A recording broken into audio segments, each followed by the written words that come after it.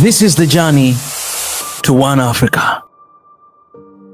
Thank you very much, Your Excellency, President Dr. William Ruto, President of the Republic of Kenya, Your Excellency Azali Assoumani, President of the Union of Comoros and Chairperson of the African Union, Excellencies, Heads of State and Government, Your Excellency Musa Faki Mahamat, Chairperson of the African Union Commission, Your Excellency Antonio Guterres, United Nations Secretary General, Your Excellency Patricia Scotland, the Secretary General for Commonwealth, Your Excellency First Ladies, distinguished ladies and gentlemen, good afternoon.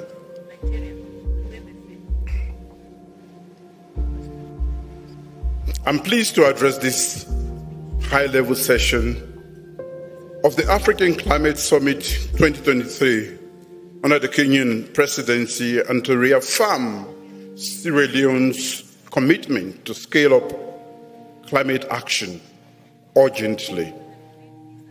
I must thank His Excellency President William Ruto and the government of the Republic of Kenya for the excellent arrangements made for this summit as African countries seek to address climate change priorities in this critical decade.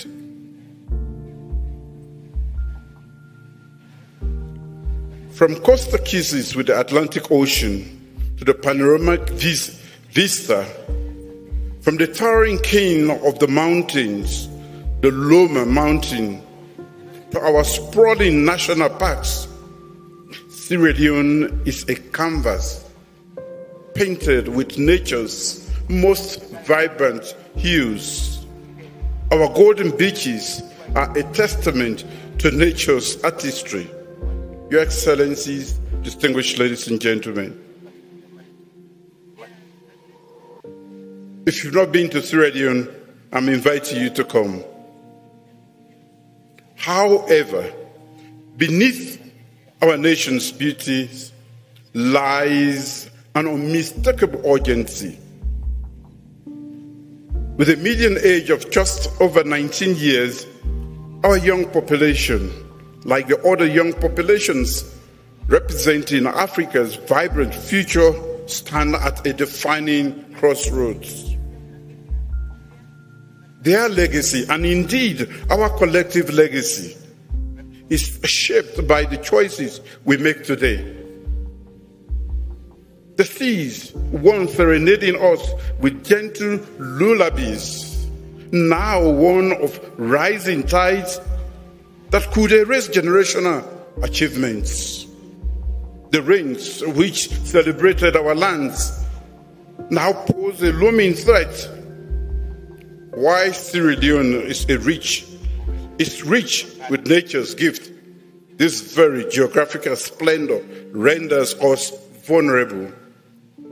Climate change for us isn't a distant shadow.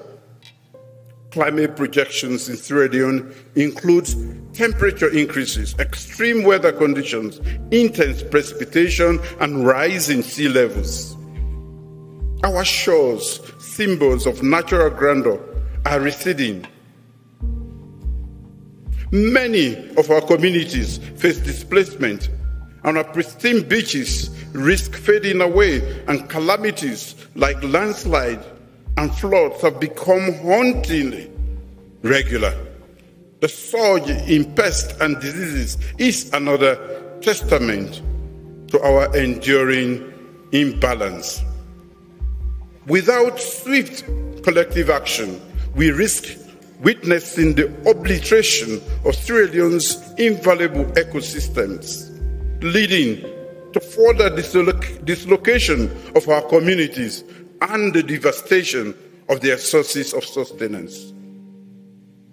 This is not just a Sierra Leone story. It is an African story. And I dare say it is a global story too. Your Excellencies, distinguished ladies and gentlemen, our world is in trouble. But our continent is even more so. The evidence is clear. The time for action is now, but we are running out of time. Grounded in this stark reality, my government remains unwavering in our commitment to fortifying climate resilience, ensuring our people thrive sustainably and harmoniously with nature. In our updated nationally determined commitment, Sierra Leone has defined a progressive pathway forward for cutting greenhouse gases emission from the 2005 levels by 5% by 2025, 10% by 2030, and 25% by 2050.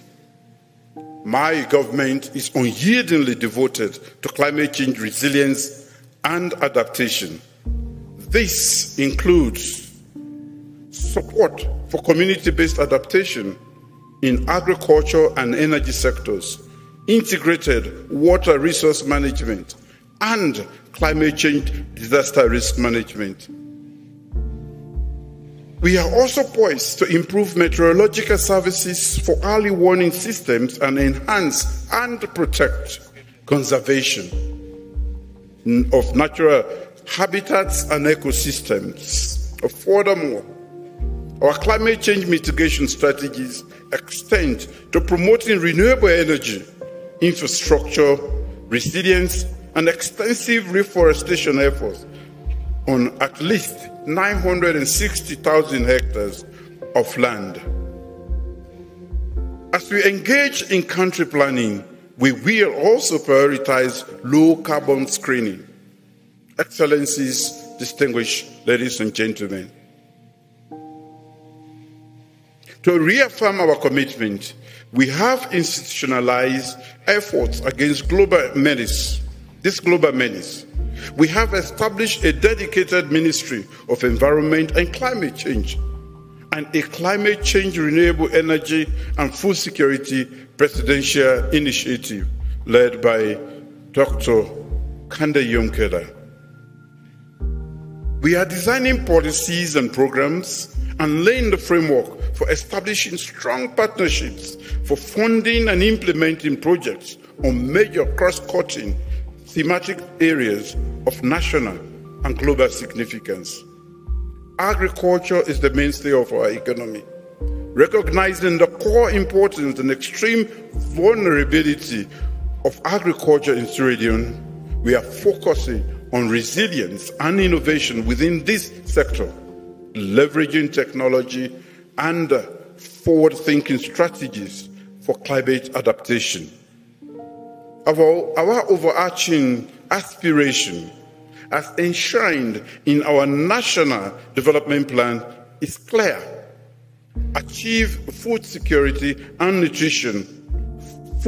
nutrition security by 2030 through climate-smart practices bolstered by renewable energy throughout the agricultural value chain.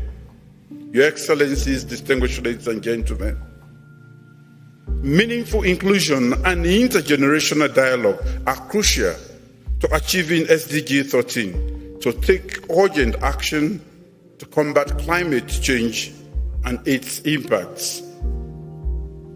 In Sierra Leone, we consider our women equal partners for development. We passed the Progressive Gender Equality and Women's Empowerment Bill, which guaranteed by law a minimum of 30% representation of women for all appointive and elective positions.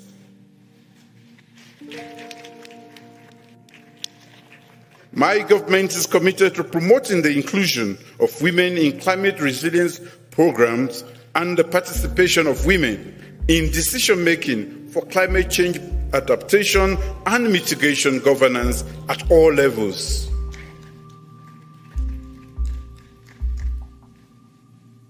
We must harness our demographic dividends on the continent and involve our youthful population in our climate adaptation and mitigation efforts throughout by involving the youth in everything that we do.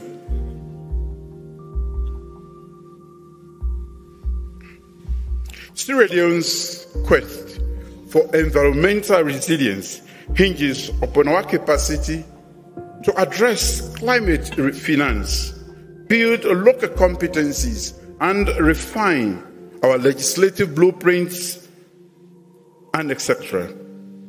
Solutions like carbon markets, innovative debt swaps, and novel financial tools such as leveraging our natural resources may be our bridge to surmount the fiscal chasm.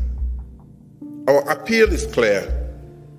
Sierra Leone seeks equitable, nimble, and timely access to climate financing. We ask for unbarred access to new climate change adaptation and mitigation technologies and shared knowledge. Our salvation from escalating climate crises lies in collective wisdom and concerted efforts. Another challenge is our institutional prowess in designing programs that attract climate finance is still developing. We yearn for guidance and backing to boost our legislative architecture, especially concerning forest conservation. Your Excellencies, distinguished ladies and gentlemen, while shared, the responsibility for climate adaptation and mitigation is not and should not be evenly distributed. Expecting countries like Sierra Leone to bear the brunt of a crisis that scarcely contributed to without robust support from the primary emitters, the industrial giants, is fundamentally unjust. Our stance is unequivocal. We are here to collaborate, not to capitulate. We seek cooperation, not charity.